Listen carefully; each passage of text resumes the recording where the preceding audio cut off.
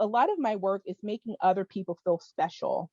And it's the Maya quote when it says that people will forget what you said, people will forget what you did, but people will never forget how you made them feel. Awesome. Good morning, everyone. It's great to be together, and it is awesome to spend time with Klassie, who I've known a few years, and she is so energetic and so exciting. And so, buckle up because she's going to take us for a ride here this morning. She has so much energy and so much passion for the community and for making a difference in the lives of others. And I'm just excited to hear more, not just about all that you're doing, but about all of the journey that brought you here and what you learned along the way. So, Klassie, why don't you just start back early and tell us some about your influences that created all of this passion and this energy that you're pouring into Kansas City? Yes, so I'm so excited to be here this morning. I mentioned I had to meditate for an extra 30 minutes. I usually meditate twice a day. But the energy of this room and preparing for this presentation really had me extremely excited. So I'm going to share with you guys my story, which is not a story I get to share most often. I'm usually doing presentations around LinkedIn and how to brand yourself. And so it's really fun to do something that I talk about my strategies and insights in the path that I took. And some of the two questions I get all the time is, when do you sleep? And the second question I always get is, how'd you go from being a political fixer to a nonprofit leader here in Kansas City? So my goal for you guys is to leave here with some great ways to rethink about how you lead and what your life's purpose is. So it's my life's purpose to help people find joy, to help women understand their inner strength, and to make a positive ripple that impacts millions of lives. So that's how I'm going to set the stage today. So I'm going to go ahead and share my screen, and I'll sort of go in and out of the screen just so we have time if folks want to ask questions. But this is a photo that I love to show. It just shows like every day, this is my brain set. Like, let's go. Every single day, I'm on it. I'm joyful. I'm ready to get it. And I have that mindset because I found that if you're negative all the time, or if you always think, oh, I woke up this morning, oh my God, what am I going to do? You're not going to have a successful day. So you have to wake up and own it and be joyful about it. So that's probably one of the favorite pictures that I love to show. So who is me? I'll talk about the edge of what made me very special as a leader and as a person, how to let no fuel me in everything that I do. So you can tell me no, and I'll just keep coming and definitely keep following up with people. Shining, which is a huge technique that I use, and I teach people all the time around it. And then I'll end the second half talking about working for youth and KC Common Good, and talking about how we bring the community together. So I like to start my presentation, and people can put into the chat box. After hearing that, and some people have looked me up on LinkedIn or followed me for many years, some of these answers you will know and some you will not, but it gives you a taste of where I'm coming from. So who is Klassie? I love this part.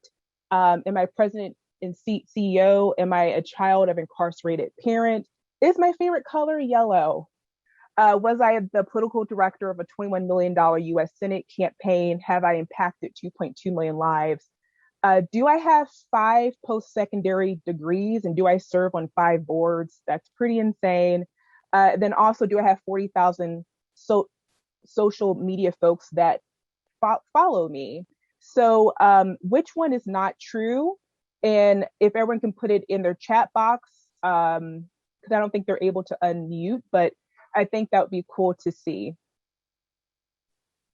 All right, I stopped the suspense. All of these are true. All of them are true. So I like that Tammy had an inkling around that, and some other folks. That just cracks me up. So a little bit about my professional career. I spent 15 years as a political consultant in state, national, races. I have a 90% winning streak. So if anyone wants to run for office, I can help you win. This is what I do. This is what I've done for a very long time is I know voter behavior. I know what makes voters tick.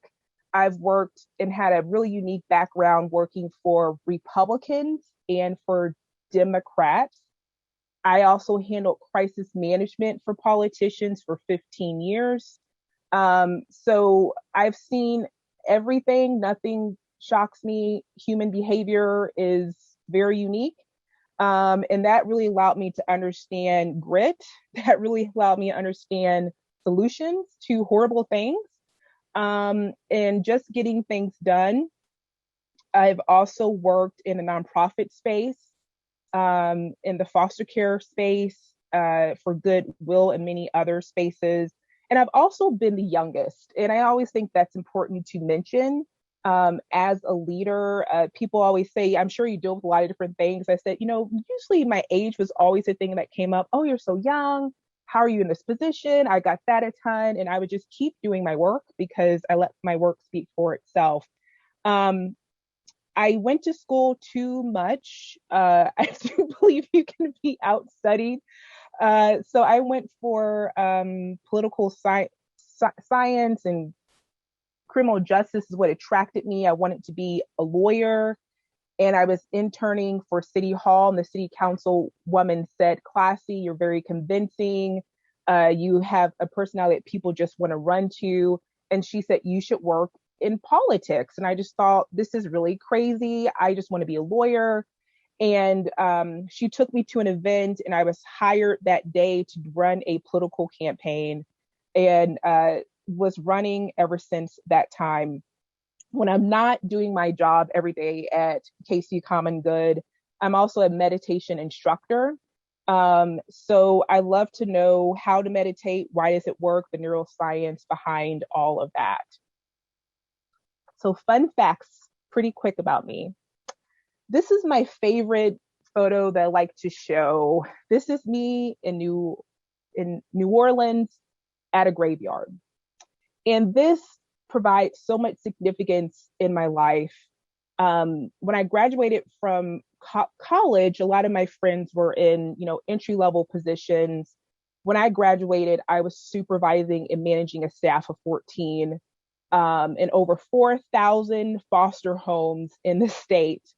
And I kept thinking about, and even during this presentation, what made me different? Why me? And this is what I learned. Timing has always been a factor in my life. So when most kids went to summer camps, I went to nursing homes. So my mother's worked in geriatric care all of my life. And I saw a lot of people die. Death and dying, being aware of that at 8 years old, 10 years old, you think of a lot of things a lot more differently. If you asked me when I was 10, how are you? I would say, time is running out. I'm just trying to get through things. I'm just trying to figure it out. And as I got older, if opportunities came to me, I would always say yes. It was very intentional because I understood that I wanted to live a fulfilled life. And a lot of research has been done around this, especially around women and towards the end of their life. And what would you tell your younger self? And they did a study talking to women over 85, and they all said, I wish I could have taken in life. I wish I could have been in the moment instead of focusing on tasks or focusing on other people. I wish I would have taken more time to find out who I am, love myself through fear. And so I really took that as a way to live my life based off of living in the moment. There's a great book by Daniel Pink that's about the timing in life. And it talks about, men use fear to push themselves when timing happens. Women use fear to wait due to fear of rejection. And that really helped me mold what I wanted to accomplish. But it also helped me know a lot about growth mindset and this piece of knowing like how do I thrive in spaces that can seem really dark, which led me to a lot of amazing experiences. So my MO, I'm a high achieving person. I just like to get things done. I love to manage difficult things. But early in my career, I had two sides. There was this public side of Klassie that was like, yay, let's get this done. I was a leader. People came to me. But the private side was broken. I was very depressed. I was dealing with a lot of issues, health issues. And I spent a lot of my time reacting to negativity, to people, places, things. And at the young age of 24, I had a mental breakdown to the point that I took 2 years off from working. And that's not a story I usually tell people. But what's important to understand is that sometimes you can get overwhelmed with just life. And I found that meditation and mindfulness really helped me to decrease the stress that I had. And it worked so well. I kept trying to figure out why have I changed so much in this great way? And I went to Yale to figure it out. So I keep going back to school, learning about the science of well-being in our lives. So mindfulness to me is not about stopping your thoughts. It's a form of training your brain to be more aware of patterns in your mind. And when you recognize distractions and things come to you through meditation, we're able to strengthen our ability to focus. And so meditation really helped me when it came to focusing in intention in my life, having less anxiety in my life. And one tip I like to tell people about is I no longer respond to other people's spaces. So playing an emotional sandbox, you made me mad, let me throw some sand at you, you throw some sand at me. I don't do that anymore. I've really learned that I no longer feed into those spaces. So I'll stop right there and see if there's any questions here that I can answer as you guys know a little bit more about me. If you've got questions, type it in the chat, and we'll unmute and get you on. I'm just curious, up to that point that you talked about, the breakdown and the crash. Were there warning signs to you along the way where, if you could go back and coach someone, these were the things that I was experiencing that you should watch for, that you knew things felt out of control, or did you just, were you running so fast you didn't have time to think about it? Yeah, I definitely thought a lot about when I couldn't shut my brain down. I knew when my insomnia kicked in, that was a huge sign that something's wrong. I also knew that I dealt with a lot of guilt. So being a political fixer, not a lot of people speak about that space. I've signed enough NDAs that I can't really talk about a lot of the stuff that I've done. But essentially, you learn to do anything to get to whatever goal. And that is a lot of stuff that I now would never do. But I really wanted, I wanted to get to whatever my goal was. So I think like the moments I knew like I wasn't sleeping, the moments I knew that I was just responding in anger all the time, I said, wow, there's something wrong. And it's different if it happens a couple of times, but when you're looking at 6 months later and you're like, wow, I'm still like this, I need some help. Let's go to William Godwin. Good morning, Klassie. How are you doing? Good morning. Incredible background. Thank you for sharing that. So my question for you is, tell us more about your meditation and give us your philosophy on work-life balance. Today, you still hear that word in the professional community. Boo. You're starting to hear, I'm starting to hear and read some articles on there's no such thing as work-life balance. It's more about prioritizing. So I'd love to hear your take on meditation and work-life balance. Yeah, thank you. Yeah, I do a lot of focus meditation, a lot of deep breaths. So I like to inhale for 4 seconds, pause and exhale for 6. And that really helps to calm the nervous system. So I do that throughout the day to stay focused on what I need to do and to quiet the mind. But around meditation, what I learned is our brains are really elastic. They compensate for things to happen. Our brains have the ability to reorganize itself.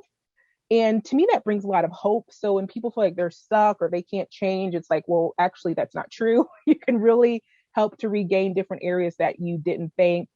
But something about meditation, and they found this on brain scans of folks who meditate on a regular basis, is that when trauma happens, our brains react differently. The most average person, when something happens, the back of your brain, which is known as the amygdala region, which is where your fight or flight is, your negative emotions are, most people's brains, that's where it hits. For people who meditate consistently, and this you can see the impacts as little as 6 weeks. You respond from the prefrontal cortex of your brain, and so that's where your love-based emotions are, your executive decision-making ways are. So thank you for asking about the question around the balance. I always say that there is no balance in life. It's all about attention. Like, what do you choose to give attention to? I do a lot of my community work because I really love it. But I balance it out by saying, okay, if I had a really long day today, tomorrow I'll have a late start day, or really think about self-care. And so I really start to in tune with that a lot more, especially during the weekends.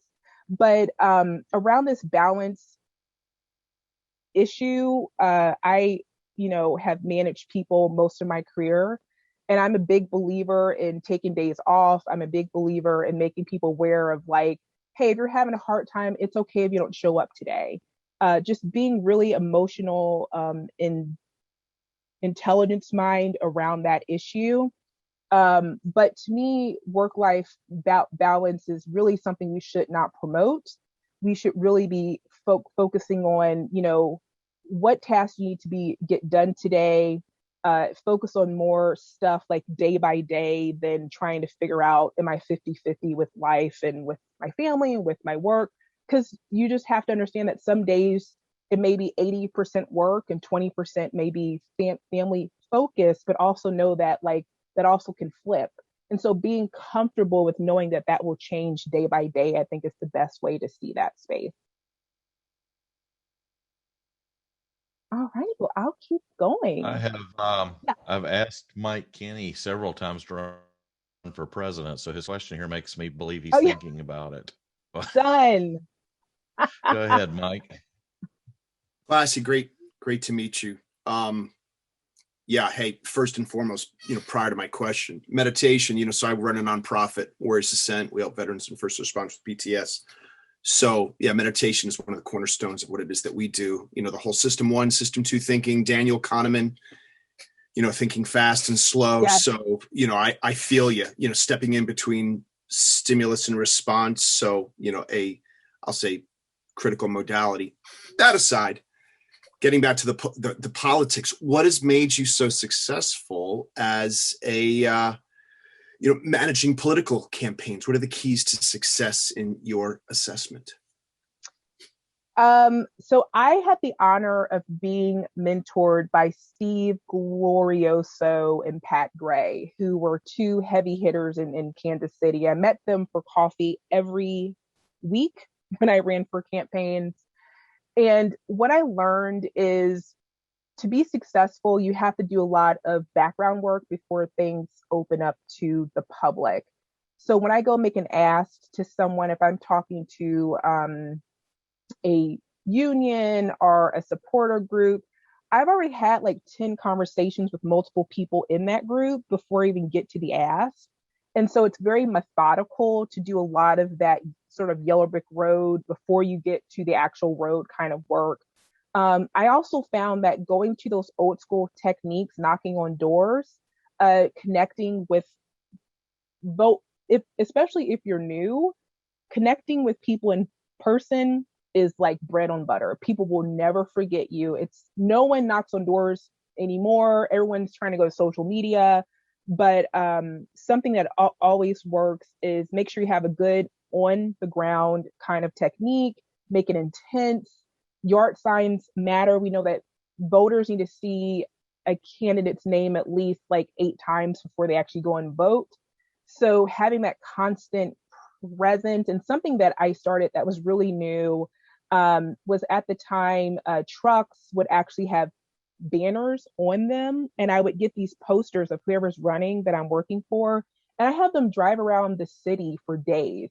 It was such a bizarre concept, but people were like, "Oh, I saw that somewhere. Like I saw your name." Like they don't even know this person's never ran for office, but people will know their name. So it's sort of like a lot of subliminal ways to attach candidates to different things.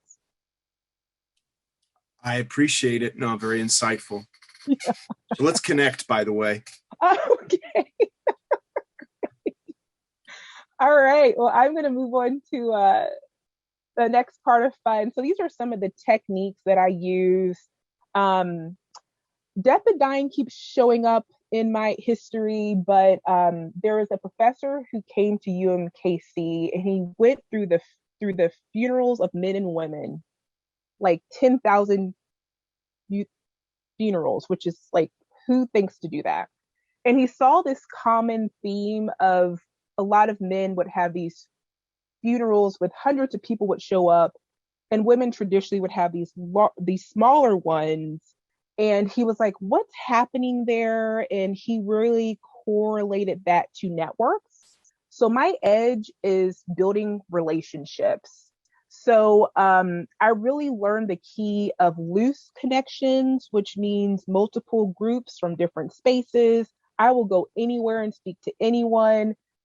Politics taught me that. I can go into a room and talk to retirees. I can go to a room and talk to 5-year-olds. I'll make it work, right? But connection is key. Another part, especially in your professional life, is to identify allies in your life. Now, an ally is not your friend. They could be your friend, but an ally is a bridge supporter to your career. And so that is someone who defends you when you're not in the room.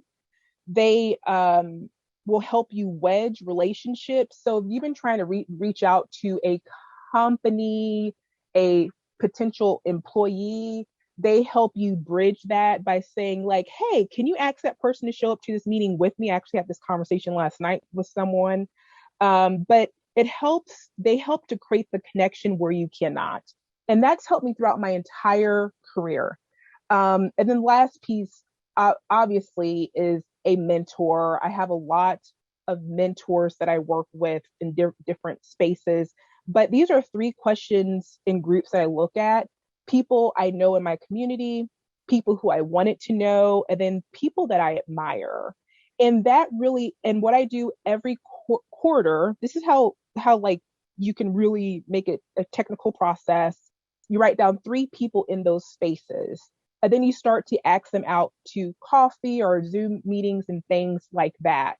But that really helped me throughout my career, especially gain a lot of support around the work that I do, because I'm constantly thinking about who don't I know? Why don't I know them? I need to know them. I love connecting with people. The other principle that I use is let no fuel you. I hear no all day long. I mean, I love no. Like, start to love rejection. So I started out my career knocking on doors. If you've ever knocked on doors before, I learned very quickly, you knock on 100 doors. Some people cuss you out. Some people will never enter the door, but at least 5 people will open the door. And now those 5 people, at least 2 people will say yes. And this is what I always knew. Every time I heard a no, I was so excited because that meant that a yes was going to come. I use this principle every day. I work for a nonprofit. I fundraise all the time. A funny story that I have to share, I was talking to a funder just last week. With COVID-19, a lot of the foundations have stuck to immediate need. Nonprofits, we're a social justice nonprofit. So trying to figure out the landscape of fundraising. And he said, Klassie, for the last year and a half, I send probably 5 no's every single day. And he was like, you were the first person to ever respond back to my no. And when he said, right now we're focused on COVID-19, but thank you so, so much, my response was fantastic. I'd love to have coffee. I'd like to hear your story. And he literally said he took the meeting because he was like, who is this woman? I just need to know her. And we had the best meeting ever.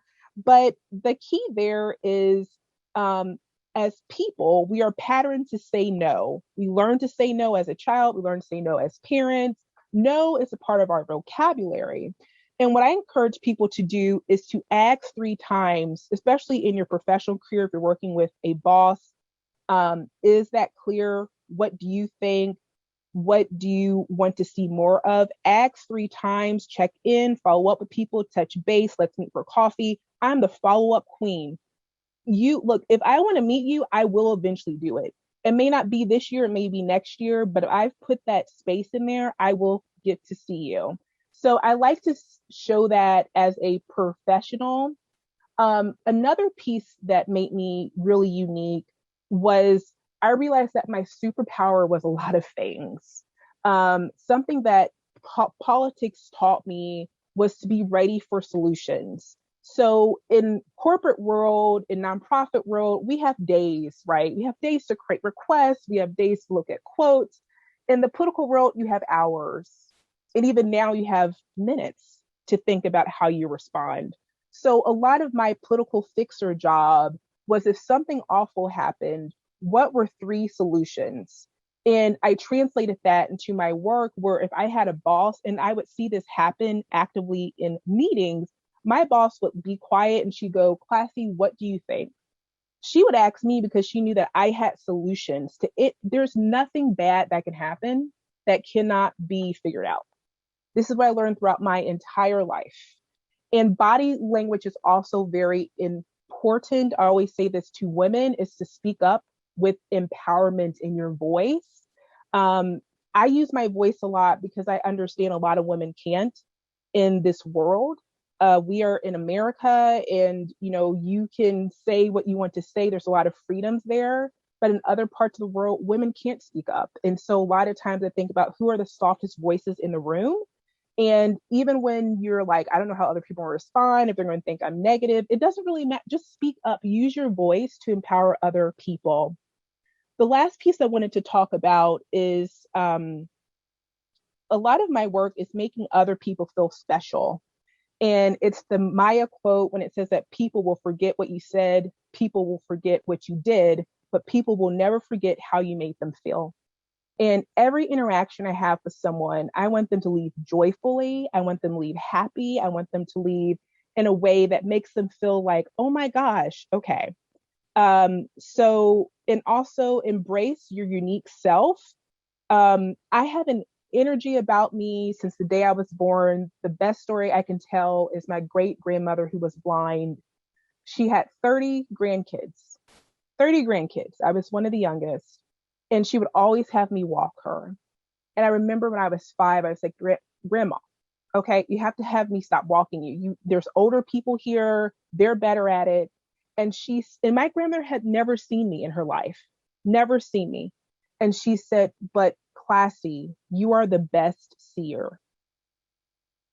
I didn't know what that meant at 5, but in my 20s, I knew what that meant, because I embraced my ability to emotionally work with people in a way that was very, very unique. And pretty soon, when you find your niche, people will never forget you. They'll say things like, she just gets it. I hear that all the, you just get it, Klassie. I'm like, yeah, I get it, because I've been really tuning in to my ability to connect with people in different spaces. This is the last piece before I break out to questions.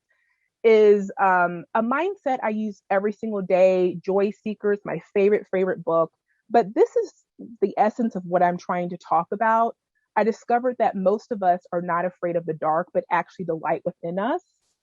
We are terrified of being great, right? People don't want to stand out. They don't do these different things. A lot of times, if you show too much light, then you're misunderstood. But my response to that is dimming your light is a disservice to you and to the world. Celebrating yourself is an act of self-love, and you have to really be the example. And I teach a lot of courses around this to folks in high school and college and their early careers. And I start to talk to them about these principles of doing this stuff now. So I have this technique called shining. I use it every single day. If you want to express gratitude to someone, if you're on a podcast, if you're featured in something, if you get a promotion, if a friend does something awesome, like share that online. Online is a great way. There's a lot of hate and negativity. I'm spreading more joy in every platform that I use. And so that's what you'll see more of me doing. And I encourage other people to think about that, because it really helps other people see and go, oh my God, Klassie's doing that. Or, oh my God, her friend got a promotion. That's amazing, right? Spreading more joy and less negativity in the world. So I'll take more questions and then I'll go into Casey Common Good. Let's go to Mary Shannon. Good morning, Klassie. I wanted to ask the question, can you provide us with some tips that when your amygdala has been hijacked, what do you do? Because that happens a lot. You go to a meeting or you're in presence of others and you're all prepared and you're just going right along, and then all of a sudden somebody comes in and turns everything totally around. And so what are some tips for breathing or something that can keep you from being hijacked?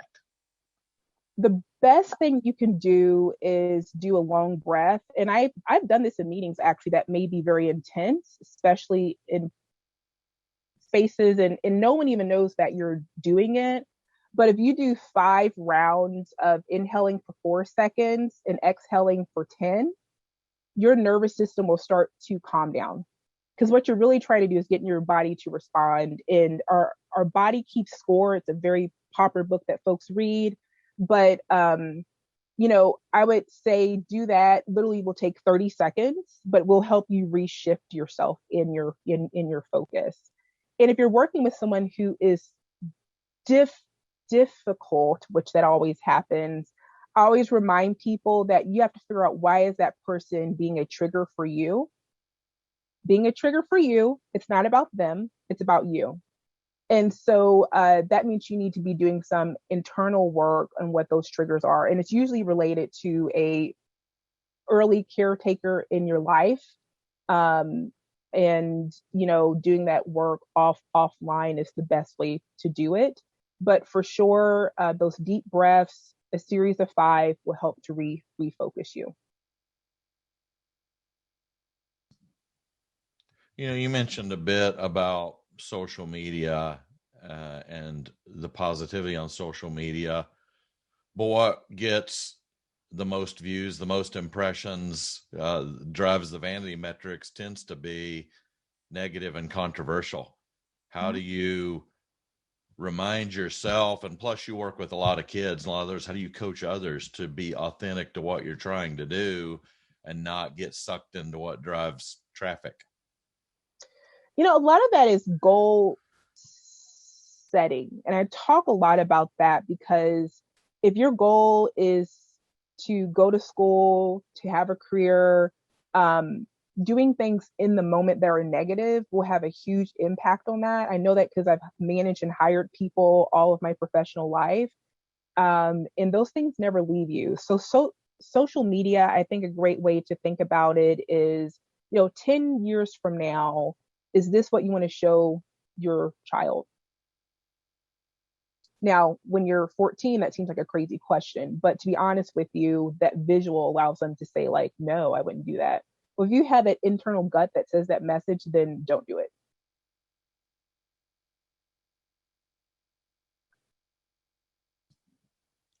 Well, let's go talk about Casey Common Good. Yes, I'm so excited. Everyone's like, what is Casey Common Good doing? Who are we? So we started back in 2018. And the whole issue was, how do we address the violence in our community? But how do we really go and address the root causes of the violence that we're seeing? So when you're watching the news and you're seeing like last year was the most deadliest year in our history in Kansas City, a lot of people can be removed, hopeless, and definitely just numb from all of this. So we're trying to create an environment where everyone can live safely and have access to opportunities. And so the groups that we love to work with are vets, at-risk youth, and those who are coming out of the criminal justice system. We are a collective impact model, which means that we work with multiple groups strategically. This has been a really effective approach around the country on spurring and lowering the homicide rates that we are seeing. Our process of change is my favorite part, engaging with the community, creating an environment hyper-focused around violence reduction, educational outcomes, and reducing unemployment. Thirdly is generating public and private investments. So to do this really effectively, it's another thing to say, okay, everyone gets an education. It's another thing to say, okay, we're going to reinvest into areas that have historically been disinvested in. Different kind of mindset, totally possible. And the fourth one is building wealth.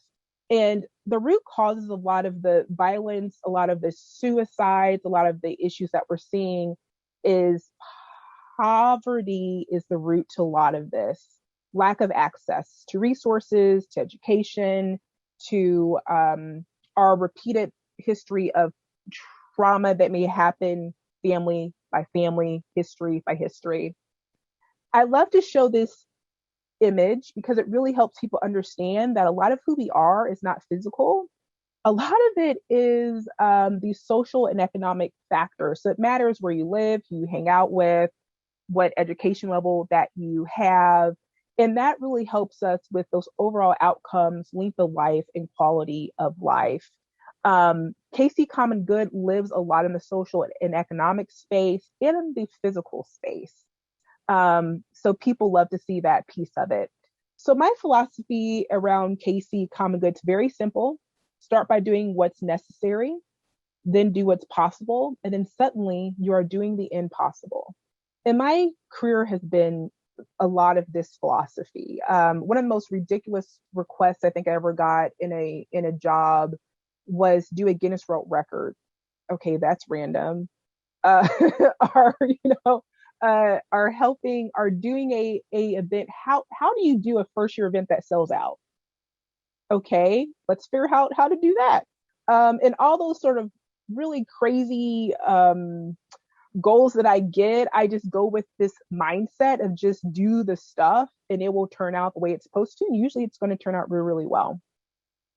So what is KC Common Good doing? So to address recidivism, which is something that the community asks for, we're actually building a career campus on Lansing Prison.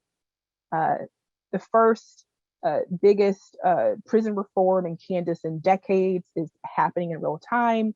We work with the Department of Corrections and the chambers on building up the support in the bill needed to create this public and private partnership to build a career campus, because we understand a lot of folks get out of the system, they don't have a job, they don't have resources, and a lot of that's because they don't have an education. And so what we're going to do is bring a lot of those opportunities before they come out, and then attach them with something called Second Chance from the Crime Commission that's been really successful at providing those needs of reunifying with the family, helping them connect to a job.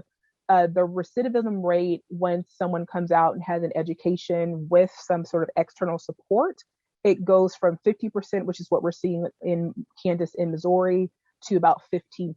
So huge impact on helping people get to a better life. The second area is owning a home. So if you're in an area that's broken window theory is real. Helping people gain wealth creation is real. So we have a project called Neighborhoods of Hope, where we're working with many different groups. We Grow KC.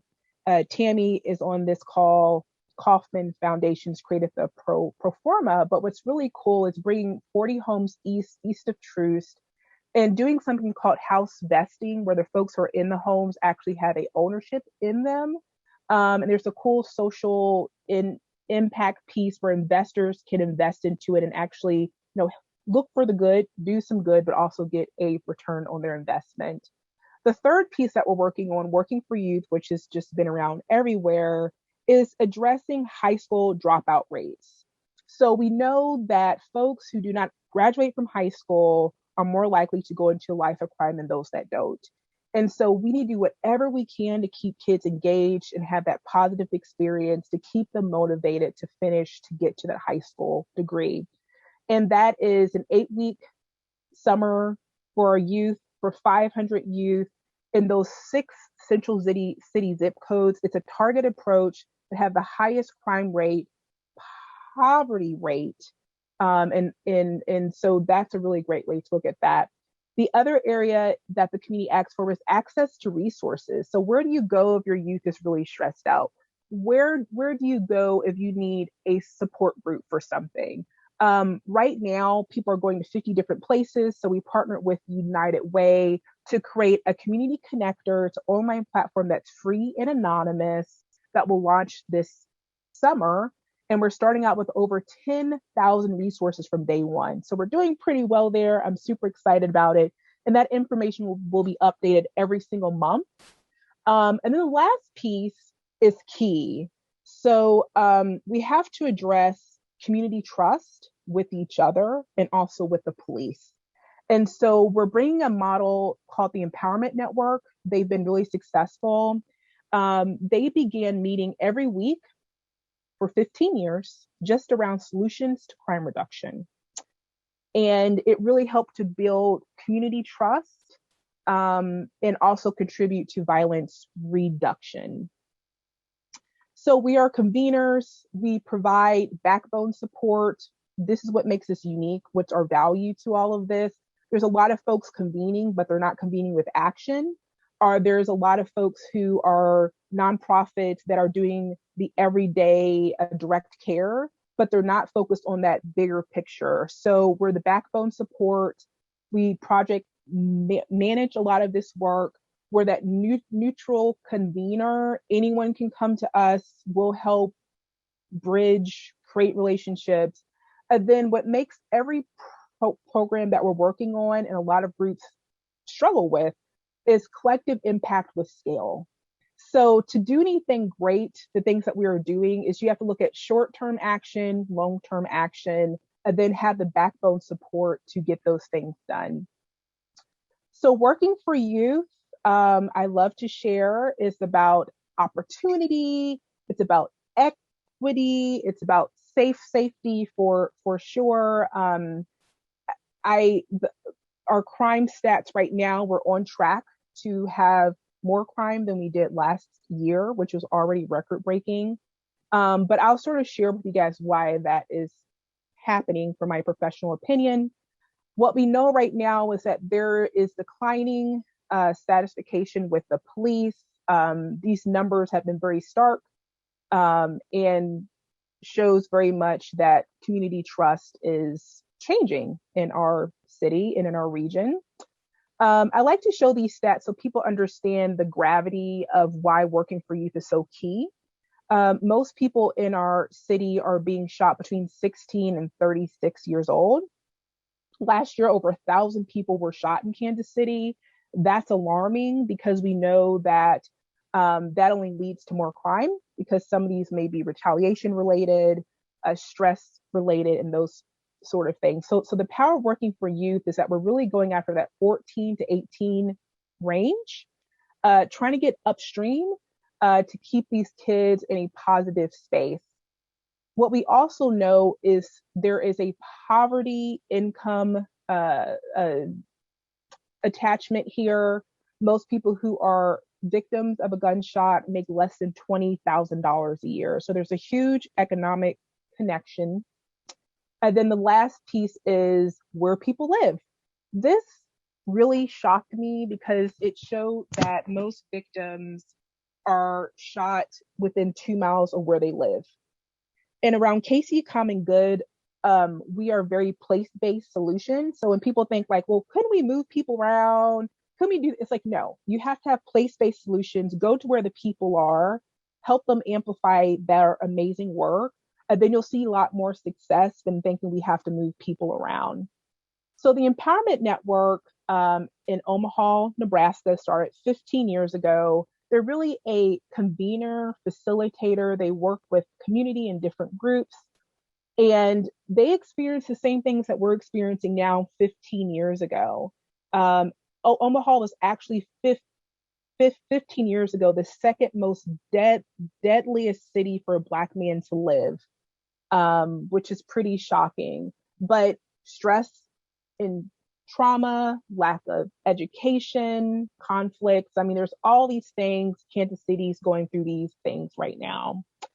The results are amazing. And I come from a statistic background. I looked at 30 models around the country, and Omaha kept coming up time after time. Their high school graduation rates went from 64 to 81% with working for Step Up, which I'll share more about. Bachelor degrees went up dramatically, but the three numbers I want people to focus on is that the gun violence decreased by 74%. This is hope. This is possible. If we decide to work together, we can get a lot of amazing things done. Their clearance rates on crime, and that means the solve rate of a crime, is at 85%. In Kansas City, our violent crime clearance rate is 20%. So 4 out of 5 times that person will not get caught. And then reinvestment. So they have a north part that's similar to 18th and Vine. They have reinvested about $3 billion back into that area. So think, if you've been disinvesting into an area for decades, it's going to cost billions to get to the right place. Step Up is the workforce development that they have for their young people. I love to show this chart because it shows as you increase employment for youth, specifically in the summer, you will see crime decrease over time. And because more kids are graduating from high school, they're more motivated to do good. And many studies show that it doesn't matter if an internship is 2 weeks to 8 weeks, impacts are still the exact same on the impact for that young person and for crime reduction over time. So working for youth in Kansas City right now, there's too much going on. There's varying groups doing different things. Employers are unaware. Working for youth is this beautiful space where we're looking at how do we align, how do we create one pipeline that brings together a pool of youth and employers, and how do we market this out to get people more engaged, and how do we expand the capacity specifically for East Kansas City youth. The value proposition for employers, this is about diversifying our pipeline. This is also about retaining talent in Kansas City and strengthening the community. For a lot of our youth, it is gaining those skills that they would usually never get, and also earning a stipend, which is key. And for the community, it's the safety and the equity when it comes to increased access to opportunities. So we focused on these 6 central city zip codes. Employers who live in the community are within the community. We have employers from all around the country who are a part of this. So anyone who wants to provide an opportunity to a young person, it is a win. Our project's about $800,000 to do it, and that includes all of the costs from programming to the stipend itself. What I love to show is this chart. So it does show that when people come together, you can achieve a lot of amazing things. We did a lot of background work. We talked to these employer hubs and said, could you help us get folks into the system? We talked to all these youth orgs and said, could you help us identify youth? And then the partners that we work with are seasoned in this work. So they work with the employers from day one. They help you create the job description and make it very, very simple for you. But this shows what Kansas City is capable of if we can work together and break down the silos that we traditionally see. It's an ecosystem. Community America Credit Union stepped up huge. They're actually going to provide a checking account, a savings account. They're going to match those funds and help provide that education that is needed. We also thought a lot about trauma-informed care. So we're working with a lot of the hospital systems to help train employers around that space. But really the goal is, how do we create this culture of internships for our young people so that it's not just like something in the summer? We'd like to do this all year long. And in Omaha, Nebraska, they have thousands of internships throughout the year. And that's where I'm trying to get Kansas City to come to. So as of right now, almost 1,000 kids have applied in 4 weeks. In 4 weeks, this is insane numbers. 89 employers have stepped up. We're almost to our employment goal. We're still fundraising. So if you're like, I love this idea, you can donate at any level. Or if you're an employer and you're like, we can do virtual experiences, we can do in person, we will make it work. This is our first year, and we're trying to see what all is possible for us to do. And I think that's it. So I'm gonna stop sharing and answer any questions. Let's go to Drew. I'm not sure how well you all can hear me. I'm down in Arkansas, so I'm in our fulfillment center. Klassie, I absolutely love the idea. My question goes back to some of the problems I know we have with getting youth to graduate from high school. There's an awful lot of great programs. Being up in the Northland, I know a lot about the Northland CAPS program. Yes. Is there something you all are considering where the kids are getting high school credits to learn manufacturing, skilled labor skills? Because in the industry right now, it's really hard to find people who are safe, forklift operators, welders, people who have good functional skill sets, may not have the education background, but the CAPS program does an awful lot to help kids get to college. But I'm thinking more on the lines of doing something that gets kids to the skilled labor programs that really do give a huge hand up. You're talking $20 an hour or more for some of these skill sets. But I don't know if there's any program where you've done that these kids can do this while they're in school and getting them to those places of work.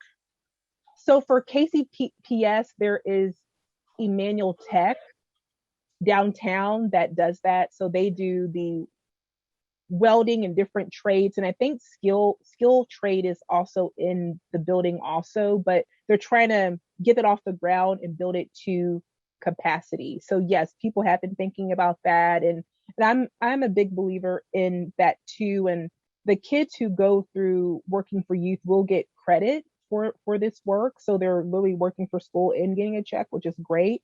But I agree, a lot of these kids, or a lot of our kids, they don't know what they want to do, but we need to just show them what it could look like. And some kids are not going to go to a 4-year college. They're going to want to get a certificate and go somewhere.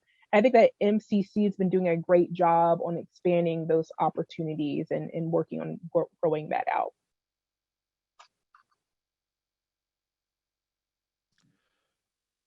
Going back to the folks coming out of Lansing, and I know you and I talked about this a bit before. One of the big headwinds I've always run into in a corporate environment with trying to re-employ folks that have spent time in the detention system is you've got armies of HR people and lawyers who view that as a risk management concern to bring in folks who have already committed crimes and introduce them into the work environment. And so there's not a lot of forgiveness built into the risk management system or grace built into the risk management system to give folks another chance. How do you address that with employers? And have you had any ideas about things to work out with employers to just help with risk? Yeah, bias is real. There's been many studies that show a study that came out just last year, and it talked about how 97% of employers are like, yeah, I'm open to hiring someone with a record, but only 5% actually do it. And what the Greater Kansas City Chamber of Commerce has done is they've actually started a a pilot with employers around the education of how do we work from this from a legal and HR point of view. And I think providing that education allows people to have less fear around it. And so a lot of it is that we have to grow it out. That's that short term and long term kind of approach that we're taking throughout this whole thing. And I think this will help to break that mask or that bias, because when I work for Goodwill, we work with a lot of people with disabilities, different abilities. And what I would say is that the biggest impact is that those are folks who will never leave this job. Once they get the job, they're never going to leave, because if you provide them with a great experience, you provide them with that welcoming feel, they don't go. And that's the same for a person who has a record. You hire someone who has a record, they are so full of joy. They're like ready. They're like, I'm staying in this job, right? They are bought in, they are sold in. And it costs thousands of dollars when you have to fire someone. It costs thousands of dollars to retrain and hire a new person. And so really you're saving a lot of money by hiring folks with records, because they're going to stay in those jobs for a long time. Are you putting things in that center to train around the critical trades, how to be a Yes, welder, how to be a plumber, how to be an electrician? There's a shortage in all of our that. country of skilled tradespeople, and that's only getting worse. And so there's Yes. some great careers that can be carved out there if folks have those skill sets. Yeah, the career campus will have welding bays, spaces to do mechanics, IT, healthcare. I mean, it's going to be really cool. But yeah, we've been thinking about all of those sort of trade and marketable skills that need to be translated. I guess another one that comes to mind around kids is some companies have, like 18-year minimum age requirements for folks to come in. How do these internships, are there ways to work with companies on that, around getting around, their minimum age requirements, and say that, okay, we could bring in a high school kid and it's not a risk? A lot of ways you can do it, especially COVID-19, ironically has helped that issue. So we're even working with banks, insurance system, like places you're like, what? They really are going to allow youth to come in there? But they're understanding the job shuttle experience is really a powerful impression on young people. And you can also create experiences that don't have to be first level is manufacturing. Maybe the first level is how to market, how to do HR, how to understand how to be safe working in different spaces. And you can make your training based off of that. So even with COVID-19, Children's Mercy is going to be taking like 20 youth, which I was shocked they actually said yes. But they're going to focus on COVID-19 and how to market that out to young people. So uh, we can always come up with inventive ideas. I think what's key that employers need to understand is that this is about opening up our kids' eyes. It doesn't have to be perfect. They have no idea. They have never worked in their whole life. And so what we're trying to do is create an impression and create that mentorship kind of experience that they know, like, oh my God, I can be where Mike is. I can be where Rick, this is incredible. But to do that, I need to stay on a more positive path. So I know that sometimes employers think like, I don't know, like they're not college, they're not. And it's like, actually, studies have shown that the quality of a college in youth is not much difference. And I think that's because real world learning is really, really key to a lot of this. And if you talk to kids who've graduated even from college, they don't even come out with those essential skills of communication. They like writing, email, like they struggle with that. And it's just like, God, if we could get them when they're in high school and they start to really hone in and gain those skills, how much more successful they would be. And it doesn't matter what school district you come from, that's universal issues. Well, any last questions for Klassie here? I mean, this was really awesome. And I knew it would be. I knew you were going to bring the energy today. And so it was fantastic. And I love all of the things you are doing to transform the community. You're just involved in so many positive works. Great job. Right. You can feel your energy coming through. And I love your part about no, because one of my favorite interview questions is, how do you say no? Because I don't like saying no. I always want yes. And people freak out when I ask that question. They're like, well, what do you mean? I'm like, well, how do you say no? And it's interesting the responses you get. I always like yes, but you can do anything, right? But it has a qualifier. Might not be today, it might be next week, but we can, right? Is the intensity of axing, like I ask, follow up, and it doesn't feel overwhelming to the person that's receiving it, as of, oh, this person's checking up on me, or even the neutral response of, can we meet for coffee? That works every single time. Because you're trying to build relationships. My life is all about building relationships, and I love to listen to people. How did they get to their story that they have?